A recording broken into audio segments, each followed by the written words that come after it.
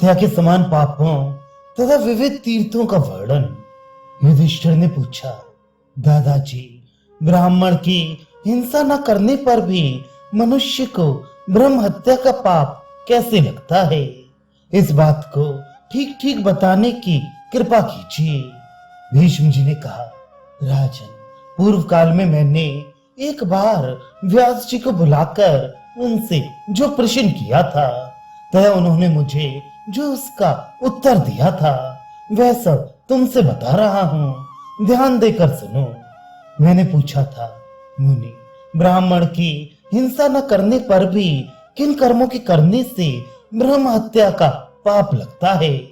इस प्रकार पूछने पर धर्म निपुण व्यास जी ने मुझे यह संदेह रहित उत्तर दिया, भीष्म, जिसके पास कोई आजीविका नहीं है, ऐसे ब्राह्मण को जो स्वयं भिक्षा देने के लिए बुलाकर पीछे देने से इनकार कर देता है, उसको ब्रह्म हत्यारा समझो। जो दुष्ट बुद्धि वाला मनुष्य तटस्थ रहने वाले विद्वान ब्राह्मण की जीविका छीन लेता है और प्यास से कष्ट पाती हुई गौओं के पानी पीने में विघ्न डालता है, उसको भी ब्रह्म हत्यारा ही समझना चाहिए। जो उत्तम कर्तव्य का विधान करने वाली श्रुतियों और ऋषि पुराण शास्त्रों पर बिना समझे बूझे दोषारोपण करते हैं, जो अपनी रूपवती कन्या की बड़ी उम्र हो जाने पर भी उसका योग्य वर के साथ विवाह नहीं करते, उन्हें भी ब्रह्म हत्या का पाप लगता है। जो पाप परायण मूर्ख मनुष्य ब्राह्मण को व्यर्थ ही मर्म भेदी शोक का शिकार बनाता है, जो अंधे, लूले और गूंगे मनुष्यों का सर्वस्व हरण कर लेता है, तथा जो मोहवश आश्रम, वन, गांव अथवा नगर में आग लगा देता है, उसे भी ब्रह्म घाती ही समझना चाहिए। युधिष्ठिर ने पूछा, भरत श्रेष्ठ, तीर्थों का दर्शन करना, उनमें स्नान करना और उनका महात्म्य सुनना श्रेष्ठकर बताया गया है, अतः मैं तीर्थों का वर्णन सुनना चाहता हूँ। इस पृथ्वी पर जितने पवित्र तीर्थ हैं उन्हें बतलाने की कृपा कीजिए। भीष्म जी ने कहा, राजन, पूर्व काल में अंगिरा ने तीर्थ समूह का वर्णन किया था, उसे ही सुनो, इससे तुम्हें उत्तम धर्म की प्राप्ति होगी। एक समय की बात है, महामुनि अंगिरा अपने तपोवन में विराजमान थे।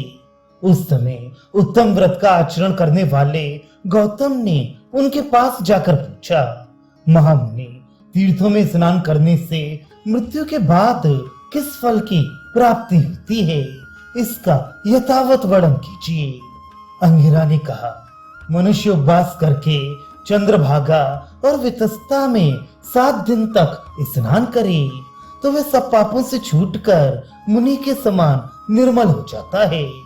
कश्मीर प्रांत की जो नदियां महानद सिंधु में मिलती हैं, उन नदियों में तथा सिंधु में स्नान करके शीलवान पुरुष मरने के बाद स्वर्ग में जाता है। पुष्कर, प्रभास, नैमिषारण्य, समुद्र जल, देविका, इंद्रमार्ग और स्वर्ण बिंदु, इन तीर्थों में स्नान करने से मनुष्य विमान पर बैठकर स्वर्ग की यात्रा करता है और अप्सराएं स्तुति करती हुई उसे जगाती हैं। हिरण्य बिंदु तीर्थ में स्नान करके वहां के प्रधान देवता भगवान कुशेश्वय को पवित्र भाव से प्रणाम करने पर मनुष्य का सारा पाप दूर हो जाता है। गंधमादन पर्वत के निकट इंद्रतोया नाम की नदी में और कुरंग क्षेत्र के भीतर करतोया नदी में स्नान करके 3 रात उपवास करने वाला मनुष्य अश्वमेध यज्ञ का फल पाता है तथा परम पवित्र एवं शुद्ध हो जाता है। गंगा द्वार, हरिद्वार, कुशावर्त, बिलवक, नील पर्वत तथा कनखल तीर्थ में स्नान करने से मनुष्य पाप रहित होकर स्वर्ग में जाता है। यदि कोई क्रोधहीन, सत्य प्रतिज्ञ और अहिंसक होकर ब्रह्मचर्य का पालन करता हुआ सलेहर तीर्थ में डुबकी लगाए तो उसे अश्वमेध यज्ञ का फल मिलता है। जिस स्थान पर भागीरथी गंगा उत्तर दिशा की ओर बहती है वह भगवान शंकर का स्वर्ग, मृत्युलोक और पाताल रूप त्रिविध स्थान है। उस त्रिस्थान नामक तीर्थ में स्नान करके जो 1 मास तक उपवास करता है उसे देवताओं के दर्शन होते हैं। सप्तगंग, त्रिगंग और इंद्र मार्ग में पितरों का तर्पण करने वाला मनुष्य यदि पुनर्जन्म लेता है तो उसे अमृत भोजन मिलता है, अर्थात वह देवता हो जाता है। महाश्रम तीर्थ में स्नान करके प्रतिदिन पवित्र भाव से अग्निहोत्र करते हुए जो 1 महीने तक उपवास करता है वह सिद्ध हो जाता है। जो लोभ का त्याग करके भृगुतुंग क्षेत्र के महाहिरद नामक तीर्थ में स्नान करता और 3 रात तक निराहार रहता है वह ब्रह्म हत्या के पाप से छूट जाता है। कन्याकूप में स्नान करके भलाका तीर्थ में तर्पण करने वाले पुरुष की देवताओं में कीर्ति फैलती है और वह अपने यश से सुशोभित होता है। देविका कुंड, सुंदरिका कुंड और अश्विनी कुमार क्षेत्र में स्नान करने पर मृत्यु के पश्चात दूसरे जन्म में रूप और तेज की प्राप्ति होती है। महागंगा और कृतिका गारंग तीर्थ में स्नान करके 1 पक्ष तक निराहार रहने वाले मनुष्य निष्पाप होकर स्वर्ग में जाते हैं। जो वैमानिक और किंकराक्षरम तीर्थ में स्नान करता है वह अप्सराओं के दिव्य लोक में जाकर सम्मानित होता और इच्छानुसार विचरा करता है। जो कालकाश्रम में स्नान करके विपाशा नदी में पितरों का तर्पण करता है और क्रोध को जीतकर ब्रह्मचर्य का पालन करते हुए 3 रात तक वहां निवास करता है वह जन्म मरण के बंधन से छूट जाता है। जो कृतकाश्रम में स्नान करके पितरों का तर्पण और महादेव जी को प्रसन्न करता है वह पाप मुक्त होकर स्वर्गलोक में जाता है। महापुर तीर्थ में स्नान करके पवित्रता पूर्वक 3 रात तक उपवास करने से चराचर प्राणियों तथा मनुष्यों से भय नहीं रहता। जो देवदारू वन में स्नान करके तर्पण करता है और पवित्र भाव से 7 रात तक वहां निवास करता है उसके पाप धुल जाते हैं और मृत्यु के पश्चात वह देवलोक को प्राप्त होता है। जो शर स्तंभ, कुश स्तंभ और द्रोणश्याम पद तीर्थ के झरनों में स्नान करता है उसके अप्सराएं सेवा करती हैं। जन स्थान में, गोदावरी के जल में और चित्रकूट में मंदाकिनी के जल में स्नान करके उपवास करने वाला पुरुष राजलक्ष्मी से सेवित होता है। श्याम आश्रम तीर्थ में जाकर वहां स्नान, निवास तथा 1 पक्ष तक उपवास करने से गंधर्व लोक के अंतर्धान आदि भोग प्राप्त होते हैं। जो कौशिकी नदी में स्नान करके निष्काम भाव से 21 रात तक वायु पीकर रह जाता है वह स्वर्ग को प्राप्त होता है। जो मतंग वापी तीर्थ में स्नान करता है उसे 1 रात में सिद्धि प्राप्त होती है।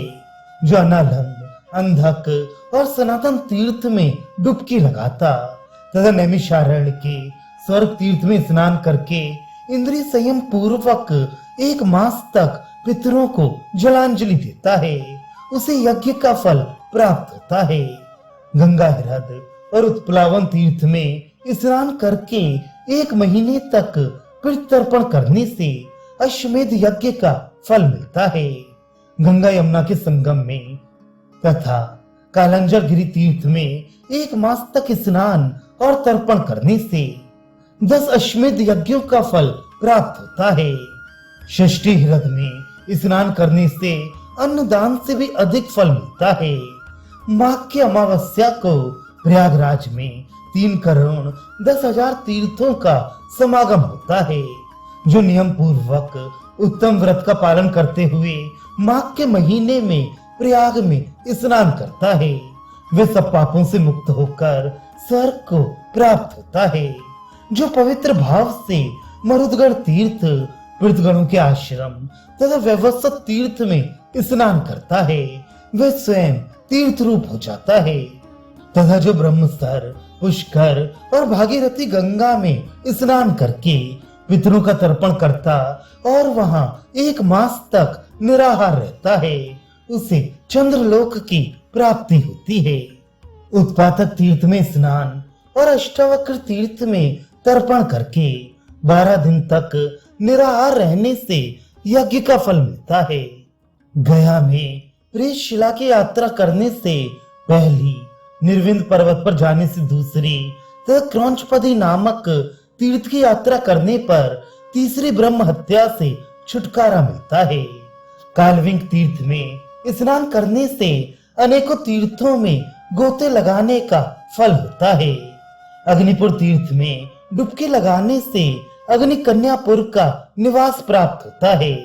करवीरपुर में स्नान, विशाला में तर्पण और देवहिरद में मंजन करने से मनुष्य ब्रह्म रूप हो जाता है।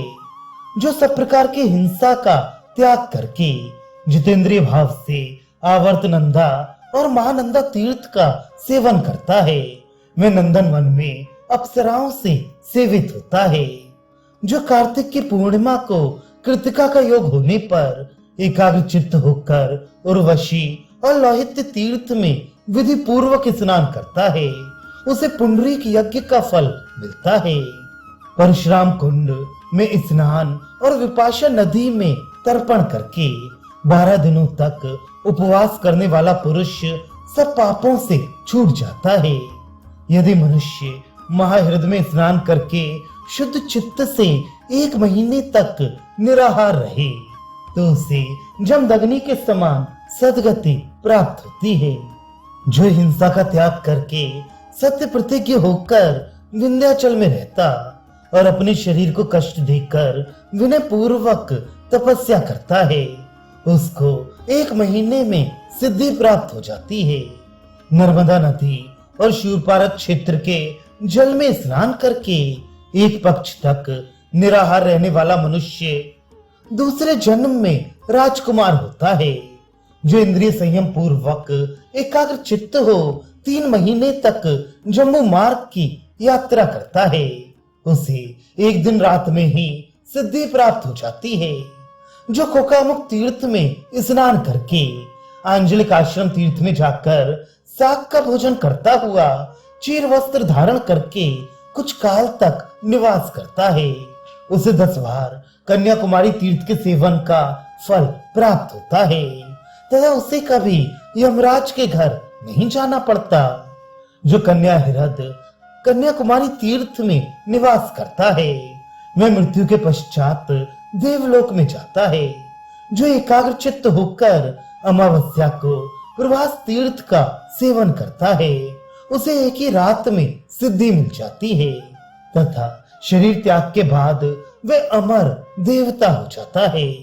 उज्जानक तीर्थ, आष्टिशेन तथा पिंगा के आश्रम में स्नान करने से सब पापों से छुटकारा मिल जाता है। जो कुल्या नदी में स्नान करके अगमर्षण मंत्र का जप करता तथा 3 रात तक वहां उपवास करके रहता है, उसे अश्वमेध यज्ञ का फल मिलता है। जो पिंडारक तीर्थ में स्नान करके 1 रात वहां निवास करता है, वह सवेरा होते ही पवित्र हो जाता है और उसे अग्निष्टोम यज्ञ का फल मिलता है।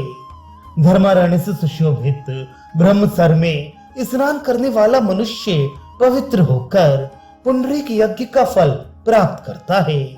मैनाक पर्वत पर 1 महीने तक स्नान और संध्योपासन करने से मनुष्य काम को जीतकर समस्त यज्ञों का फल प्राप्त करता है। 100 योजन की यात्रा करके कालोदक, नंदी कुंड तथा उत्तर मानस तीर्थ में स्नान करने वाला मनुष्य भ्रूण हत्या के पाप से मुक्त हो जाता है। नंदीश्वर की मूर्ति का दर्शन करने से सब पाप छूट जाते हैं और स्वर्ग मार्ग नामक तीर्थ में स्नान करने से मनुष्यों को ब्रह्मलोक की प्राप्ति होती है। भगवान शंकर का ससुर हिमवान पर्वत परम पवित्र और संसार में विख्यात है। वह सब रत्नों की खान तथा सिद्ध और चारणों से सेवित है।